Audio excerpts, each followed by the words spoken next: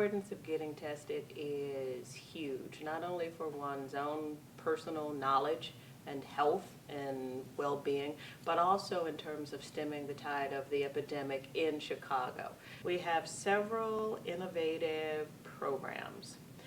The first is a testing initiative in public aid sites on the south side of Chicago. We've got people coming in, for one thing, clearly on their mind, and they're offered the opportunity to take an HIV test. And you know, that's kind of startling news if you got up and got dressed and your sole goal for the day was to get a link card, and you know, lo and behold, you find out that you're HIV positive. That's kind of a lot to deal with on any given day.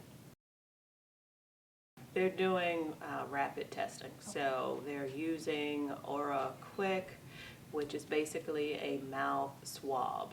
You get the results in 20 minutes.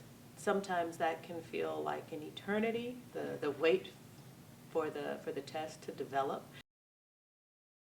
It looks like a paddle with like a little sponge at the end of it. This blue part would be given to the person who's taking the test, and they would be instructed to open their mouth and take the part of the test kit that has the little sponge on it and to go once around the gums, top and bottom, and then the part that has the spongy paddle gets placed in this solution. And you wait for the test to basically develop.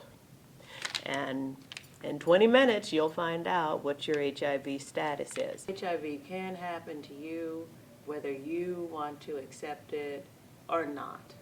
I certainly have memories of clients who contracted HIV through their husbands. You know, the wife was completely faithful in the marriage and the husband was not.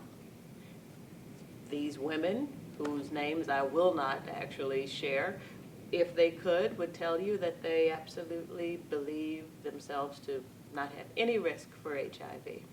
So it actually can happen to you. I can think about clients who, you know, had unprotected sex for the very first time and contracted HIV. They would tell you, guess what? It can happen to you because it happened to me.